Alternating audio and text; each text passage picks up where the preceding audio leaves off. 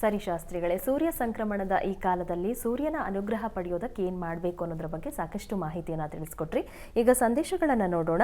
ಸುಪ್ರಿಯಾ ಅವರು ಬೆಂಗಳೂರಿಂದ ಸಂದೇಶವನ್ನು ಕಳಿಸಿದ್ದಾರೆ. ಅವರ ಹುಟ್ಟಿದ ದಿನಾಂಕ 20/11/1995, ಸಮಯ 3:30 ಮಧ್ಯಾಹ್ನ. ಅವರ ಪ್ರಶ್ನೆ: 8 ವರ್ಷದಿಂದ IASಗೆ ತಯಾರಿ ನಡೆಸ್ತಾ ಇದ್ದೀನಿ, ಯೋಗ ಇದೆಯಾ ತಿಳಿಸಿ ಅಂತ ಕೇಳಿದ್ದಾರೆ ಶಾಸ್ತ್ರಿಗಳೇ.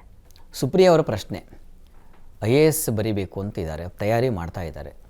ಅದು ಸಾಧ್ಯವಾಗುತ್ತಾ ಇಲ್ವಾ, ಯೋಗ ಇದೆಯಾ ಇಲ್ವಾ ಅಂತ ಪ್ರಶ್ನೆ ಅಲ್ವಾ? ಅದಕ್ಕೊಂದು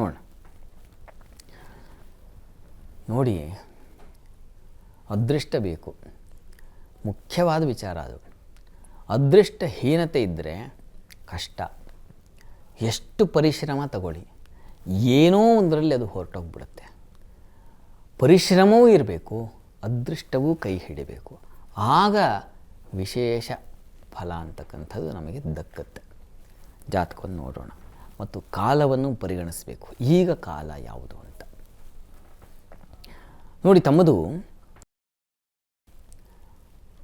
ಮೀನ ಲಗ್ನ. ಲಗ್ನದಿಂದ ಕರ್ಮಸ್ಥಾನ, ಪಂಚಮಸ್ಥಾನ ಇವುಗಳು ಬಹಳ ಪ್ರಧಾನ. ಇವುಗಳನ್ನು ನೋಡಿದ್ರೆ ನಿಮ್ಮ ಜಾತಕದಲ್ಲಿ ಕರ್ಮಾಧಿಪತಿ ಭಾಗ್ಯದಲ್ಲಿದ್ದಾನೆ, ಭಾಗ್ಯಾಧಿಪತಿ ಕೂಡ ಭಾಗ್ಯಸ್ಥಾನದಲ್ಲೇ ಇದ್ದಾನೆ. ಅಂದರೆ ಅದೃಷ್ಟನ ಹೇಳ್ತಾ ಇದ್ದೀನಿ. ಅದೃಷ್ಟದ ಅಧಿಪತಿ, ವೃತ್ತಿಯ ಅಧಿಪತಿ ಇಬ್ಬರು ಜೊತೆಯಾಗಿದ್ದಾರೆ. ಆದರೆ ಅಲ್ಲಿ ರವಿಯೂ ಇದ್ದಾನೆ. ಹೀಗಾಗಿ ಮೌಢ್ಯತೆಯನ್ನು ನೋಡಿಕೊಳ್ಳೋದಾದರೆ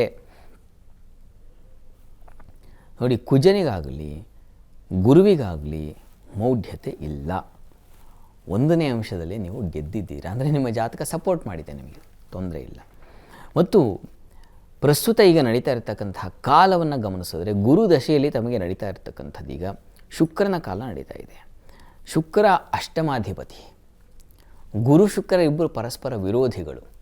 ಪರಸ್ಪರ ದಶೇಶ ಶತ್ರುರ್ ಹರಿಗೇಹ ಭಾಜೋ ಲಗ್ನೇಶ ಶತ್ರುರ್ ಅಪಿವಾತ ಭುಕ್ತೋ ಶತ್ರುರ್ ಭಯಂ ಸ್ಥಾನ ಭಯಂ. ಇದನ್ನು ಹೇಳುತ್ತೆ, ಭಯದ ವಾತಾವರಣ ಹೇಳುತ್ತೆ. ಆಗಲಿಲ್ವಲ್ಲ, ಇಷ್ಟು ಕಾಲ ಆಗ್ತಾ ಇಲ್ಲ, ಯಾಕೆ ಅಂತ ಇದನ್ನು ಸೂಚಿಸ್ತಾ ಇದೆ. ಇದಕ್ಕೆ ಕಾರಣ ಶುಕ್ರ ಕೂಡ ಭಾಗ್ಯದಲ್ಲಿದ್ದಾನೆ, ಆದರೆ ಅಷ್ಟಮಾಧಿಪತಿ. ಅಲ್ಲಿ ಶುಭಗ್ರಹಗಳೂ ಕೂಡ ಆತ ದುಸ್ಥಾನದ ಅಧಿಪತಿ ಆಗಿದ್ದರೆ ಕಷ್ಟ ಅಂತ. ಹೀಗಾಗಿ ಅಂಥದ್ದೊಂದು ನಿಮ್ಮ ಜಾತಕದಲ್ಲಿ ನಮಗೆ ಗಣನೆಗೆ ಬರ್ತಾ ಇರ್ತಕ್ಕಂಥನು ಅವನು ಶುಭಗ್ರಹವೇ, ಆದರೆ ದುಸ್ಥಾನದ ಅಧಿಪತಿ. ಈ ಲಗ್ನಕ್ಕೆ ಶುಕ್ರ ಅಷ್ಟೇನು ಶುಭಕಾರಕನಲ್ಲ.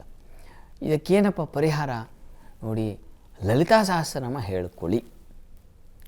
ಅದು ನಿಮ್ಮ ಅದೃಷ್ಟವನ್ನು ಬದಲಾಯಿಸೋ, ಅಂದರೆ ಏನು ಕಷ್ಟಪಡ್ತಾ ಇರೋ ಕಷ್ಟವನ್ನು ತಿದ್ದಿ ಅಳಿಸಿ ಶುಭವನ್ನು ಉಂಟು ಮಾಡ್ತಕ್ಕಂಥ ಸಾಧ್ಯತೆ ಇದೆ.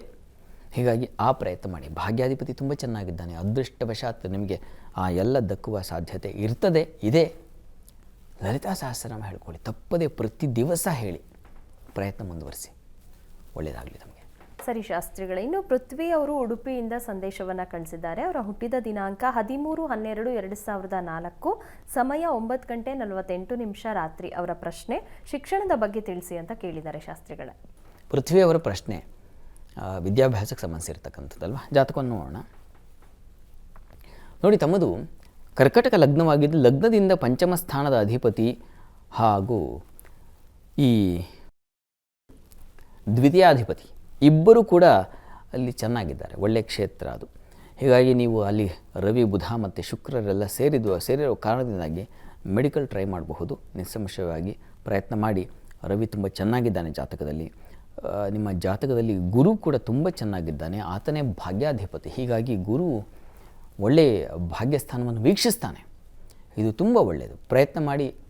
ನೀವು ಕೂಡ ಒಳ್ಳೆಯ ಅಡ್ಮಿನಿಸ್ಟ್ರೇಷನ್ಗೆ ಸಂಬಂಧಿಸಿರ್ತಕ್ಕಂಥ ಕ್ಷೇತ್ರಗಳಲ್ಲಿ ತೊಡಕೊಳ್ಬಹುದು. ಆ ಪ್ರಯತ್ನ ಮಾಡೋದ್ರಿಂದ ನಿಮಗೂ ಅನುಕೂಲ ಆಗುತ್ತೆ. ಲಾ ಕೂಡ ಮಾಡಬಹುದು ತಾವು, ಅದನ್ನು ಪ್ರಯತ್ನ ಮಾಡಬಹುದು. ಹೀಗೆ ಪ್ರಯತ್ನ ಮಾಡಿ. ಚೆನ್ನಾಗಿದೆ ಜಾತಕ. ಚೆನ್ನಾಗಿದ್ದಾಗ, ಬಲವಿದ್ದಾಗ ಒಳ್ಳೆಯ ಫಲ ಸಿಗುತ್ತೆ. ಚಿಂತೆ ಬೇಡ, ಒಳ್ಳೆಯದಾಗಲಿ. ಸರಿ ಶಾಸ್ತ್ರಿಗಳೇ, ವೀಕ್ಷಕರು ಕಳುಹಿಸಿದಂತಹ ಸಂದೇಶಗಳಿಗೆ ಉತ್ತರಗಳನ್ನು ತಿಳಿಸ್ಕೊಟ್ರಿ. ಇನ್ನು ವೀಕ್ಷಕರೇ, ನೀವು ಸಹ ಕಾರ್ಯಕ್ರಮಕ್ಕೆ ಸಂದೇಶವನ್ನು ಕಳುಹಿಸಬೇಕು ಅಂತ ಅಂದುಕೊಳ್ತಾ ಇದ್ರೆ, ನಿಮ್ಮ ಟಿವಿ ಸ್ಕ್ರೀನ್ ಮೇಲೆ ಬರ್ತಾ ಇರುವಂತಹ ನಂಬರ್ಗೆ ಯಾರ ಬಗ್ಗೆ ಕೇಳಬೇಕು ಅಂತ ಇದ್ದೀರಾ ಅವರ ಹುಟ್ಟಿದ ದಿನಾಂಕ, ಸಮಯ ಮತ್ತು ಪ್ರಶ್ನೆಯನ್ನ ಸ್ಪಷ್ಟವಾಗಿ ವಾಟ್ಸಪ್ ಮೂಲಕ ಕಳುಹಿಸಿ ಕೊಡಬೇಕಾಗತ್ತೆ. ಇನ್ನು ಮುಂದಿನ ಹಂತದಲ್ಲಿ ಸೂರ್ಯ ಸಂಕ್ರಮಣದಿಂದಾಗಿ 12 ರಾಶಿಗಳ ಮೇಲಾಗುವಂತಹ ಪ್ರಭಾವದ ಬಗ್ಗೆ ಮಾಹಿತಿಯನ್ನ ತಿಳಿಸಿಕೊಡಲಾಗುತ್ತೆ. ಈಗ ಕಾರ್ಯಕ್ರಮದಲ್ಲಿ ಪುಟ್ಟದೊಂದು ವಿರಾಮ.